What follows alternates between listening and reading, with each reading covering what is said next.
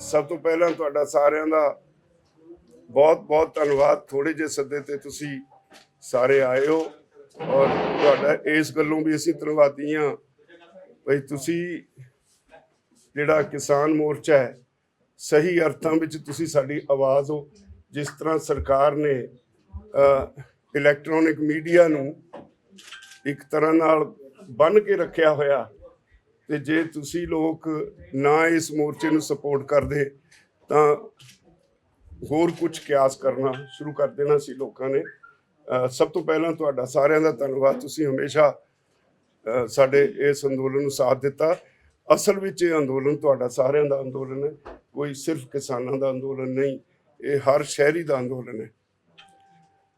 मैं हुण अज दी अपनी गल तुहाडे नाल शेयर करनी चाहांगा। तुसी रोज़ देखदे हो प्रधानमंत्री हर रोज़ कोविड तो प्रभावित समाज नूं कंट्रोल करने लई नवीं नवीं स्कीमां दा ऐलान करदे हैं। रीसेंटली उन्होंने कहा भी नवंबर तक असीं जिहड़ा मुफ्त अनाज है वो वंडते रहांगे। 80 लाख टन अनाज हर महीने के किन्ना उन्होंने वंडण का वादा किया है। उन्होंने इस ऐलान तो बाद सानू ये महसूस होने लगा है भी असीं 7.5 महीने तो दिल्ली के बॉर्डर पर बैठे हाँ। ठंड भी अपने पिंडे ते हंडाई, पूरी पखदी गर्मी वो भी हंडा रहे हैं। असी झक्खड़ भी चले, असी जिहड़ा सी बरसातां च भी सारा उत्थे असी फेस कर रहे हैं और डिटरमिनड हाँ कि जदों तक सरकार मंगां नहीं मनदी, जिन्नी देर उहदा जी करदा सानू बिठाउणा बिठाई रखे, असी उदों तक अंदोलन जारी रखांगे। पर एक गल महसूस होने लगी है, असी कोई पोलीटिकल पार्टी नहीं, ना ये इशू पोलीटिकली उठाए ने। इन्हां मुद्दिआं नाल सारी सोसाइटी प्रभावित होंदी है, सारा देश बर्बादी वाले पासे नूं जांदा है। तो इस करके मुद्दे असी उठाए ने। इस गल का कष्ट है बहुत भई किसानां नाल दुश्मनी सेड़ के प्रधानमंत्री दमगजे किद्दां मारते है। अज दी तरीक विच जदों समाज दे साडे देश दे बाकी दे सारे सैक्टर उन्हां दे धंधा जिहड़ा बुरी तरह प्रभावित होया है, सिर्फ खेती सैक्टर है जिन्हें सरकार नूं ते समाज नूं बचाया होया है। असीं इन्ने अन्न पैदा करके गोदाम भरे ने, उन्हां विचों हर रोज़ जिवें मिसाल के तौर पर पंजाब चों तकरीबन 30 लाख टन अनाज हर रोज़ इतों मूवमेंट होके जिथे लोड़ आ उत्थे नूं जा रहा है, हरियाणे चों जा रहा है, मध्य प्रदेश चों जा रहा है। किसानां ने अन्न पैदा किया देश लई, उही अन्न वंड रहे ने ना, उहदे सहारे स्टेबिलिटी है सरकार विच। जे अन्न दे पक्कों असीं डेफिसिट च होंदे तां इत्थे लड़ाई लोकां दी आपो विच ही खाना जंगी हो जानी सी। ढिड दी भुख बंदे नूं कुछ भी करने लई मजबूर कर दिंदी है, तां पता नहीं देश दे हालात की हुंदे। तो इस गल दी सानूं बहुत तकलीफ है भी प्रधानमंत्री और उन्हां दी पार्टी भाजपा का वतीरा इन्ना अणमनुखी और दुश्मनां वाला वतीरा इस देश के किसानां दे नाल, और हर वेले स्कीमां घड़ते रहंदे है भी किवें किसी तरीके इस अंदोलन नूं बदनाम किया जाए, इस अंदोलन नूं तोड़िया जाए।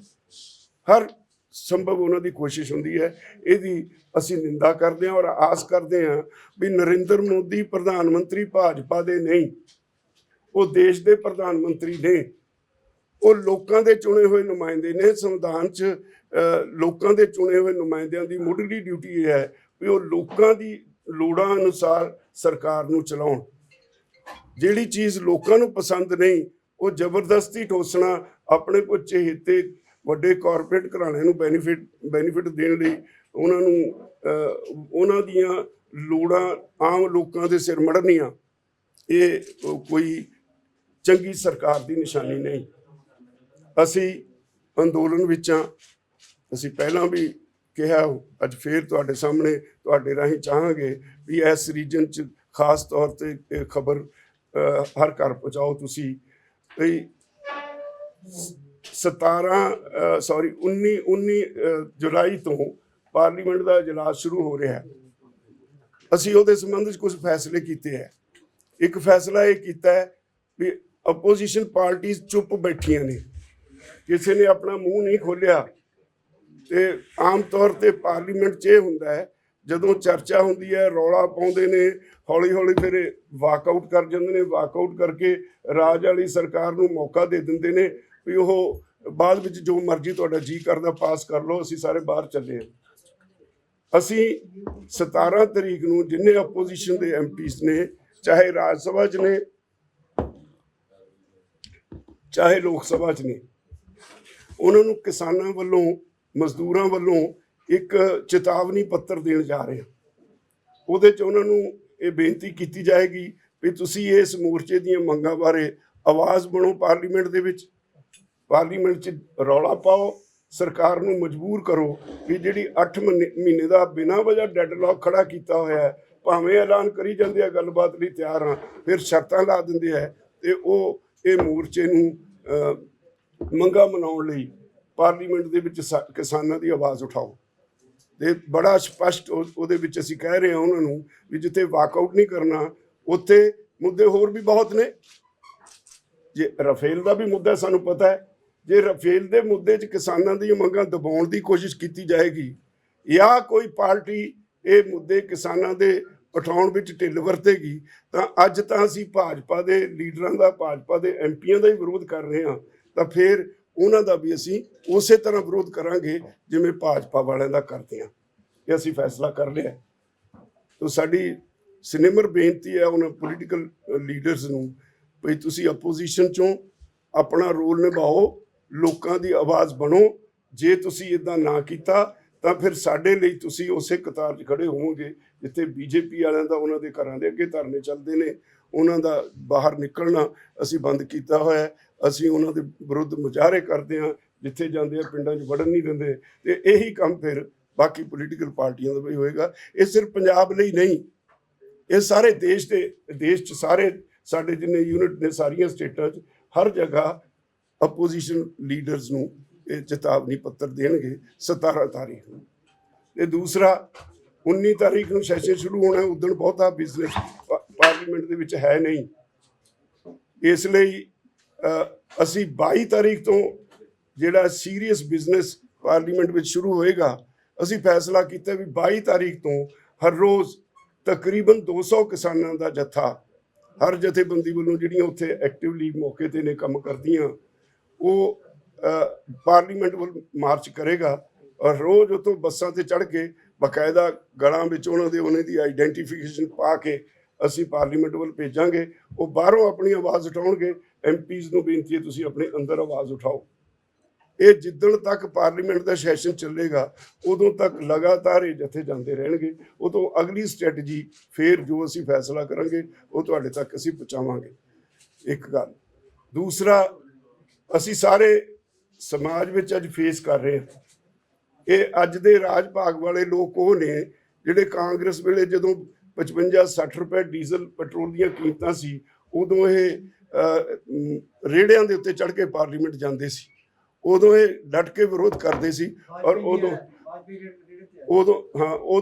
$105 ਇੰਟਰਨੈਸ਼ਨਲ ਮਾਰਕੀਟ 'ਚ ਕਰੂਡ ਦਾ ਰੇਟ ਸੀ। ਅੱਜ $70 ਕਰੂਡ ਦਾ ਰੇਟ ਹੈ ਤੇ ਜਿਹੜਾ ਪੈਟਰੋਲ ਡੀਜ਼ਲ ਹੈ ਇਹ 100 ਰੁਪਏ ਕ੍ਰਾਸ ਕਰ ਗਿਆ। ਸਾਡੇ ਪੰਜਾਬ ਔਰ ਚੰਡੀਗੜ੍ਹ ਦੇ ਵਿੱਚ ਹਾਲੇ 2-3 ਰੁਪਏ ਡੀਜ਼ਲ ਜਿਹੜਾ 100 ਤੋਂ ਘੱਟ ਹੈ, ਬਾਕੀ ਸਟੇਟਾਂ ਵਿੱਚ 100 ਕ੍ਰਾਸ ਕਰ ਗਿਆ। ਰਸੋਈ ਗੈਸ ਆਮ ਆਦਮੀ ਦੀ ਪਹੁੰਚ ਤੋਂ ਬਾਹਰ ਹੋ ਗਈ।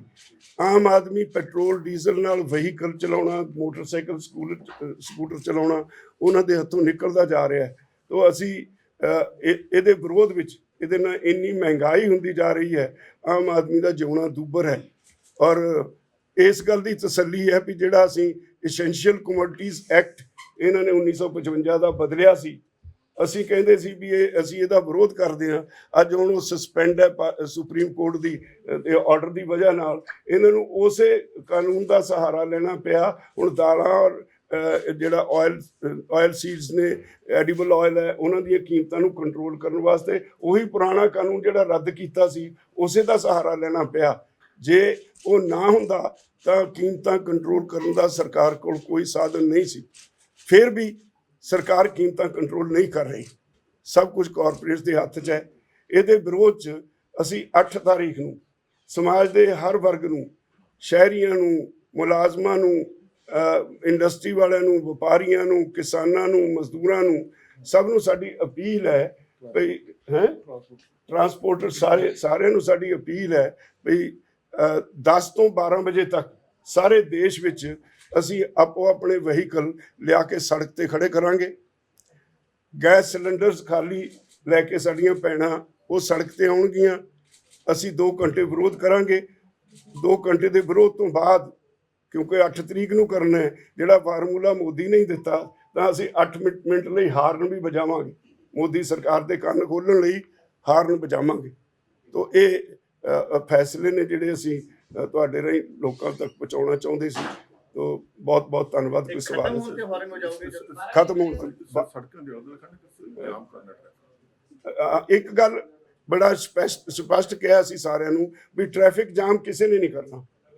ਸੜਕਾਂ ਤੇ ਸਾਈਡਾਂ ਤੇ ਲਾਉਣੀਆਂ ਗੱਡੀਆਂ, ਵਹੀਕਲ ਜਿਹੜੇ ਨੇ ਸਾਈਡਾਂ ਤੇ ਹੋਣਗੇ। ਅਸੀਂ ਟ੍ਰੈਫਿਕ ਜਾਮ ਕਰਕੇ, ਕੋਈ ਮਰੀਜ਼ ਹੋ ਸਕਦਾ, ਕਿਸੇ ਦੀ ਕੋਈ ਜ਼ਰੂਰੀ ਕੰਮ ਜਾਣਾ ਹੋ ਸਕਦਾ ਹੈ, ਉਹਨਾਂ ਲੋਕਾਂ ਨੂੰ ਗਰਮੀ ਦੇ ਵਿੱਚ ਅਸੀਂ ਤਕਲੀਫ ਨਹੀਂ ਦੇਣਾ ਚਾਹੁੰਦੇ। ਇਸ ਲਈ ਫੈਸਲਾ ਕੀਤਾ ਹੈ ਵੀ ਜਾਮ ਨਹੀਂ ਲਾਵਾਂਗੇ, ਸਾਰੇ ਵਹੀਕਲ ਸੜਕਾਂ ਤੇ ਆ ਜਾਣਗੇ। ਔਰ ਯਾਦ ਰੱਖਣਾ ਚਾਹੀਦਾ ਸਾਨੂੰ ਸਾਰੇ ਹਿੰਦੁਸਤਾਨੀਆਂ ਨੂੰ, ਇੱਕ ਮੁੱਠਤਾ ਦਿਖਾਉਣੀ ਪਏਗੀ। ਐਵੇਂ ਚੀਕਾਂ ਮਾਰਨਾ ਮਹਿੰਗਾਈ ਹੋ ਗਈ, ਮਹਿੰਗਾਈ ਹੋ ਗਈ, ਸਿਰਫ ਕਿਸਾਨਾਂ ਦੇ ਸਿਰ ਲਾ ਕੇ ਗੱਲ ਨਹੀਂ ਛੱਡਣੀ ਚਾਹੀਦੀ। ਤੁਸੀਂ ਦੇਖਿਆ 2 ਸਾਲ ਪਹਿਲਾਂ ਜਰਮਨੀ ਵਿੱਚ ਜਦੋਂ ਸਰਕਾਰ ਨੇ ਇਸੇ ਤਰ੍ਹਾਂ ਰੇਟ ਵਧਾਏ ਸੀ, ਸਾਰੇ ਜਰਮਨੀ ਦੇ ਲੋਕਾਂ ਨੇ ਆਪਣੇ ਆਪਣੇ ਵਹੀਕਲ ਲਿਆ ਕੇ ਸੜਕਾਂ ਤੇ ਘਰਾਂ ਨੂੰ ਚਲੇ ਗਏ ਸੀ ਤੇ ਸਰਕਾਰ ਨੂੰ 2 ਘੰਟੇ ਵਿੱਚ ਫੈਸਲਾ ਬਦਲਣਾ ਪਿਆ ਸੀ। ਤਾਂ ਮੋਦੀ ਸਰਕਾਰ ਵਜਿੱਦ ਹੈ, ਉਹਨੂੰ ਅਸੀਂ ਪਹਿਲਾਂ ਵੀ ਵਿਰੋਧ ਕਰ ਲਿਆ, ਕਈ ਜਗ੍ਹਾ ਟਰੈਕਟਰ ਮਾਰਚ ਕੱਢ ਲਏ, ਕਈ ਜਗ੍ਹਾ ਅਸੀਂ ਅਲੱਗ-ਅਲੱਗ ਢੰਗ ਨਾਲ ਵਿਰੋਧ ਕਰਦੇ ਰਹੇ ਹਾਂ। ਪਰ 8 ਤਾਰੀਖ ਨੂੰ ਸਾਰੇ ਦੇਸ਼ ਵਿੱਚ ਅਸੀਂ ਕਾਲ ਦਿੱਤੀ ਹੈ ਹਰ ਵਰਗ ਨੂੰ ਬਈ ਆਪੋ ਆਪਣਾ ਵਹੀਕਲ 10 ਤੋਂ 12 ਵਜੇ ਤੱਕ ਸੜਕਾਂ ਤੇ ਖੜਾ ਕਰੋ ਔਰ ਉਹਦੇ ਬਾਅਦ 8 ਮਿੰਟ ਲਈ ਹਾਰਨ ਵਜਾਓ। ਬਹੁਤ ਬਹੁਤ ਧੰਨਵਾਦ। ਇੱਕ ਮੈਂ ਬੇਨਤੀ ਕਰਾਂਗਾ ਬਈ ਜਦੋਂ ਸਾਰੇ ਇਕੱਠੇ ਸਵਾਲ ਕਰੋਗੇ ਕੁਝ ਪੱਲੇ ਨਹੀਂ ਪੈਂਦਾ, ਨਾ ਮੇਰੇ ਨਾ ਤੁਹਾਡੇ, ਇੱਕ ਇੱਕ ਕਰਕੇ ਸਵਾਲ ਕਰ ਲਓ। ਰਾਜੇਵਾਲ ਸਾਹਿਬ ਪਹਿਲਾ ਸਵਾਲ, 3-4 ਦਿਨ ਪਹਿਲਾਂ ਜਿਸ ਤਰੀਕੇ ਨਾਲ ਬੀਜੇਪੀ ਆਗੂ ਹਰਜੀਤ ਗਰੇਵਾਲ ਦੀ ਖੇਤਾਂ ਦੇ ਉੱਤੇ ਜਿਹੜਾ ਟਰੈਕਟਰ ਚਲਾਇਆ ਗਿਆ, ਉਹਨੂੰ ਵਾਇਆ ਗਿਆ, ਉਹ ਕਿੰਨਾ ਜਾਇਜ਼ ਕਦਮ ਸੀਗਾ? ਉਹਨਾਂ ਵੱਲੋਂ ਇਹ ਸਵਾਲ ਚੱਕਿਆ ਗਿਆ ਕਿ ਉਹ ਕਿਸਾਨ ਨਹੀਂ ਹੈ, ਇਹ ਦੇਸ਼ ਵਿਰੋਧੀ ਹੈਗੇ ਜਿਹੜੇ ਇਸ ਤਰ੍ਹਾਂ ਦੀ ਹਰਕਤਾਂ ਕਰ ਰਹੇ, ਕਿ ਕਿਸਾਨ ਇਸ ਤਰ੍ਹਾਂ ਦੀ ਹਰਕਤ ਨਹੀਂ ਕਰ ਸਕਦਾ। ਦੇਖੋ ਸਾਡਾ ਕੋਈ ਫੈਸਲਾ ਨਹੀਂ ਜਥੇਬੰਦੀਆਂ ਦਾ, ਪਰ ਗਰਾਊਂਡ ਰਿਐਲਿਟੀ ਸਮਝਣੀ ਚਾਹੀਦੀ ਹੈ।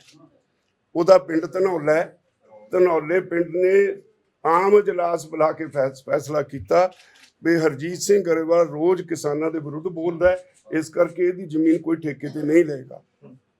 ਕਿਸੇ ਇੱਕ ਸੱਜਣ ਨੇ ਜ਼ਮੀਨ ਠੇਕੇ ਤੇ ਲੈ ਲਈ, ਉਹਦੇ ਪਿੰਡ ਵਾਲਿਆਂ ਨੇ ਇਕੱਠੇ ਹੋ ਕੇ ਉਹਦਾ ਵਿਰੋਧ ਕੀਤਾ ਔਰ ਉਹਨਾਂ ਨੇ ਉਹ ਪੱਟ ਦਿੱਤਾ। ਔਰ ਉਹਦੇ ਵਿੱਚ ਭਾਵੁਕਤਾ ਵੀ ਹੈ, ਗੁੱਸਾ ਵੀ ਹੈ ਲੋਕਾਂ ਦਾ। ਮੈਂ ਤਾਂ ਗਰੇਵਾਲ ਸਾਹਿਬ ਨੂੰ ਸਲਾਹ ਹੀ ਦਿਆਂਗਾ ਕਿ ਮੈਂ ਉਹਨਾਂ ਤੇ ਬਹੁਤਾ ਕਮੈਂਟ ਨਹੀਂ ਕਰਦਾ, ਕਿਉਂਕਿ ਉਹਨਾਂ ਦਾ ਹਰ ਵਾਰੀ ਤਰੀਕਾ, ਉਹਨਾਂ ਦੀ ਜਿਹੜੀ ਭਾਸ਼ਾ ਹੈ ਉਹ ਗਾਲੀ ਗਲੋਚ ਵਾਲੀ ਹੁੰਦੀ ਹੈ, ਇੱਕ ਤਰ੍ਹਾਂ ਨਾਲ ਟੇਢੇ ਢੰਗ ਨਾਲ। ਮੈਂ ਉਹਨਾਂ ਨੂੰ ਕੋਈ ਕਮੈਂਟ ਨਹੀਂ ਕਰਦਾ, ਸਿਰਫ ਇਹ ਕਹਾਂਗਾ ਉਹ ਜੋ ਮਰਜ਼ੀ ਕਹਿਣ ਪਰ ਆਪਣੇ ਪਿੰਡ ਵਾਲਿਆਂ ਨਾਲ ਬਣਾ ਕੇ ਰੱਖਣ। ਰਾਜੇਵਾਲ ਸਾਹਿਬ 22 ਤਰੀਕ ਦਾ ਤੁਸੀਂ ਪ੍ਰੋਗਰਾਮ ਦਿੱਤਾ ਹੈ ਕਿ 200 ਬੰਦੇ ਜਾਣਗੇ ਜਥੇਬੰਦੀਆਂ ਦੇ, ਕੋਈ ਇੱਧਰੋਂ ਵੀ ਬੁਲਾਉਣ ਦੀ ਕੋਈ ਤਿਆਰੀ ਹੈ ਜਾਂ ਫਿਰ ਜਿਹੜਾ ਉੱਥੇ ਬੈਠੇ ਬਾਰਡਰਾਂ ਤੇ ਜਥੇਬੰਦੀਆਂ ਦੇ ਬੰਦੇ ਉਹੀ ਜਾਣਗੇ? ਨਹੀਂ, ਉੱਥੇ ਜਿਹੜੇ ਬੈਠੇ ਉਹ ਬੈਠੇ ਰਹਿਣਗੇ। ਹਰੇਕ ਜਥੇਬੰਦੀ ਨੇ 5 ਬੰਦੇ ਰੋਜ਼ ਦੇਣੇ ਨੇ, ਉਹ ਇੱਥੋਂ ਪੰਜਾਬ ਚੋਂ ਹਰਿਆਣੇ ਚੋਂ। ਜਾਣਾ ਚਾਹਵੇ ਜਥੇਬੰਦੀ ਤੋਂ ਕਿਸੇ ਜਥੇਬੰਦੀ ਨਾਲ ਨਹੀਂ ਜੁੜਿਆ ਹੋਇਆ? ਨਹੀਂ, ਅਸੀਂ ਡਿਸਪਲਿਨ ਚ ਭੇਜਣਾ, ਇਦਾਂ ਨਹੀਂ ਕਿਸੇ ਨੂੰ ਅਲਾਉ ਕਰਾਂਗੇ। ਤੁਸੀਂ ਕਿਹਾ ਕਿ ਆਈ ਕਾਰਡ ਅਸੀਂ ਉਹਨਾਂ ਨੂੰ, ਹਾਂ, ਅਸੀਂ ਆਈ ਕਾਰਡ ਬਣਾ ਕੇ ਦੇਣਾ।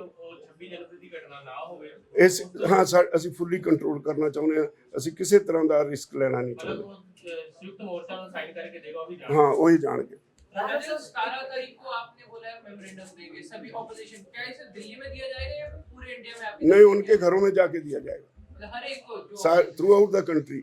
ਰਾਜੇਵਾਲ ਸਾਹਿਬ ਕੁਝ ਲੀਡਰਾਂ ਦਾ ਵਿਰੋਧ ਹੋ ਰਿਹਾ, ਪਹਿਲਾਂ ਬੀਜੇਪੀ ਦਾ ਹੁੰਦਾ, ਹੁਣ ਪੰਜਾਬ ਦੇ ਵਿੱਚ ਕਾਂਗਰਸ ਤੇ ਅਕਾਲੀਆਂ ਦਾ ਵੀ ਵਿਰੋਧ ਹੋ ਰਿਹਾ ਦੇਖਣ ਨੂੰ ਮਿਲਿਆ। ਕੀ ਸੰਯੁਕਤ ਕਿਸਾਨ ਮੋਰਚੇ ਦੀ ਜਾਂ 32 ਕਿਸਾਨ ਜਥੇਬੰਦੀਆਂ ਦੀ ਇਹੋ ਜਿਹੀ ਕੋਈ ਕੋਲ ਹੈਗੀ ਆ, ਜਾਂ ਜਿਹੜੇ ਉਹ ਲੋਕ ਕਰ ਰਹੇ ਨੇ ਵਿਰੋਧ, ਤੁਸੀਂ ਉਹਨੂੰ ਕਿਵੇਂ ਦੇਖਦੇ? ਨਹੀਂ, ਅਸੀਂ ਨਹੀਂ ਕੋਈ ਕਾਲ ਦਿੱਤੀ, ਅਸੀਂ ਤਾਂ ਬੀਜੇਪੀ ਦੀ ਕਾਲ ਦਿੱਤੀ ਹੋਈ ਹੈ। ਪਰ ਤੁਹਾਨੂੰ ਸਮਾਜ ਵਿੱਚ ਵਿਚਰਦਿਆਂ ਲੋਕਾਂ ਦੀਆਂ ਭਾਵਨਾਵਾਂ ਵੀ ਸਮਝਣੀਆਂ ਪੈਣਗੀਆਂ। ਲੋਕਾਂ 'ਚ ਗੁੱਸਾ ਵੀ, ਇੱਕ ਪਾਸੇ ਤਾਂ ਅਸੀਂ ਬੈਠੇ ਹਾਂ 7.5 ਮਹੀਨੇ ਤੇ ਧਰਨੇ ਦੇ ਉੱਤੇ ਬੈਠੇ ਹਾਂ, ਇਹਨਾਂ ਨੂੰ ਹਾਲੇ 8-9 ਮਹੀਨੇ ਪਏ ਨੇ, ਅੱਜੇ ਚੋਣਾਂ ਦੀ ਫਿਕਰ ਪਈ ਹੈ। ਤਾਂ ਉਹ ਗੁੱਸੇ 'ਚ ਲੋਕ ਕਰੀ ਜਾਂਦੇ ਨੇ ਵਿਰੋਧ ਆਪਣੇ ਤੌਰ ਤੇ, ਸਾਡਾ ਉਹਦੇ 'ਚ ਕੋਈ ਰੋਲ ਨਹੀਂ। ਇੱਕ ਰਾਜੇਵਾਲ ਸਾਹਿਬ, ਅਸ਼ਵਨੀ ਸ਼ਰਮਾ ਜੀ ਨੇ ਸੀਐਮ ਸਾਹਿਬ ਤੋਂ ਮਿਲਣ ਦਾ ਸਮਾਂ ਮੰਗਿਆ ਹਰਜੀਤ ਗਰੇਵਾਲ ਦੀ ਜ਼ਮੀਨ ਵਾਹੁਣ ਤੋਂ ਬਾਅਦ। ਉਹਨਾਂ ਨੇ ਕਿਹਾ ਕਿ ਸੂਬੇ 'ਚ ਕਾਨੂੰਨ ਨਾਮ ਦੀ ਕੋਈ ਚੀਜ਼ ਨਹੀਂ, ਇਸੇ ਗੱਲ ਕਰਕੇ ਇਹ ਘਟਨਾਵਾਂ ਵਾਪਰੀਆਂ। ਗਰੇਵਾਲ ਸਾਹਿਬ ਨੂੰ ਮੈਂ ਉਹਨਾਂ ਤੇ ਕਮੈਂਟ ਨਹੀਂ ਕਰਦਾ। ਨਹੀਂ, ਉਹ ਆਪਣੇ ਪਿੰਡ ਵਾਲਿਆਂ ਨੇ ਬਣਾ ਕੇ ਰੱਖਣ। ਇਹ ਉਹਦੇ ਪਿੰਡ ਵਾਲਿਆਂ ਨੇ ਕੀਤਾ, ਪਿੰਡ ਵਾਲਿਆਂ ਨਾਲ ਭਾਈਚਾਰੇ ਨਾਲ ਬਣਾ ਕੇ ਰੱਖਣੀ ਸਭ ਤੋਂ ਪਹਿਲਾਂ ਜ਼ਰੂਰੀ ਹੁੰਦੀ ਹੈ, ਚਾਹੇ ਰਾਜਨੀਤੀ 'ਚ ਹੋ ਚਾਹੇ ਕਿਸੇ ਪਾਸੇ ਹੋ। ਜੇ ਤੁਹਾਨੂੰ ਤੁਹਾਡੇ ਆਪਣਾ ਪਿੰਡ ਹੀ ਨਹੀਂ ਪਸੰਦ ਕਰਦਾ, ਬਾਹਰ ਨਿਕਲੋਗੇ ਕਿਵੇਂ? ਇਹ ਉਹਨਾਂ ਦੇ ਪਿੰਡ ਦਾ ਖੇਡ ਹੈ, ਉਹਨਾਂ ਦਾ ਯੂਨਾਨੀਮਸ ਫੈਸਲਾ ਸੀ ਪਿੰਡ ਦਾ, ਸਾਡਾ ਉਹਦੇ 'ਚ ਕੋਈ ਰੋਲ ਨਹੀਂ। ਰਾਜੇਵਾਲ ਸਾਹਿਬ, ਇੱਕ ਬਿਜਲੀ ਦਾ ਬੜਾ ਵੱਡਾ ਮੁੱਦਾ ਹੈ ਜੀ, ਕੱਲ ਵੀ ਇੱਕ ਪਟਿਆਲੇ ਦੇ ਵਿੱਚ ਪ੍ਰੋਟੈਸਟ ਕਰਿਆ ਗਿਆ, ਉਸ ਨੂੰ ਲੈ ਕੇ ਕੀ ਕਹੋਗੇ? ਦੇਖੋ ਜੀ, ਬਿਜਲੀ ਦੇ ਮੁੱਦੇ ਤੇ ਸਾਡਾ ਫੈਸਲਾ ਸੀ ਅੱਜ ਸਾਰੇ ਪਟਿਆਲੇ ਜਾਣ ਦਾ, ਕਿਉਂਕਿ ਪਿਛਲੇ ਕੁਝ ਸਾਡਾ ਨੋਟਿਸ ਸੀ ਵੀ ਜੇ ਸੁਧਾਰ ਨਾ ਹੋਇਆ ਤਾਂ ਫਿਰ ਅਸੀਂ ਇਕੱਠੇ ਹੋ ਕੇ ਪਟਿਆਲੇ ਮਹਿਲਾ ਵੱਲ ਮਾਰਚ ਕਰਾਂਗੇ। ਪਰਸੋਂ ਦੀ ਮੀਟਿੰਗ ਵਿੱਚ ਜਦੋਂ ਸਾਰਿਆਂ ਨੇ ਜਿਹੜੀ ਪਾਵਰ ਸਪਲਾਈ ਹੋਈ ਉਹਦੇ ਤੇ ਧਿਆਨ ਦੇ ਕੇ ਫੈਸਲਾ ਕੀਤਾ ਵੀ ਫਿਲਹਾਲ ਇਹਨੂੰ ਅਸੀਂ ਪੋਸਟਪੋਨ ਕਰ ਰਹੇ ਹਾਂ। ਜੇ ਜਿੱਦਣ ਸਪਲਾਈ ਫੇਰ ਵਿਗੜੀ, ਹੁਣ ਕੋਈ 8 ਘੰਟੇ ਰੈਗੂਲਰ ਆਉਣੀ ਸ਼ੁਰੂ ਹੋਈ ਹੈ, ਜੇ ਫੇਰ ਸਪਲਾਈ ਵਿਗੜੀ ਤਾਂ ਅਸੀਂ ਕਿਸੇ ਵੇਲੇ ਵੀ ਫੇਰ ਦੁਬਾਰਾ ਉਧਰ ਮਾਰਚ ਕਰ ਸਕਦੇ। ਘਰਾਂ 'ਚ ਲੱਗ ਰਹੇ ਨੇ, ਟਿਊਬਵੈੱਲਾਂ ਨੂੰ ਨਹੀਂ ਲੱਗ ਰਹੇ, ਟਿਊਬਵੈੱਲਾਂ ਨੂੰ ਆ ਰਹੀ ਹੈ ਪਾਵਰ ਸਪਲਾਈ, ਉਹਦੀ ਵੱਧ ਗਈ ਸਪਲਾਈ ਕੁਝ।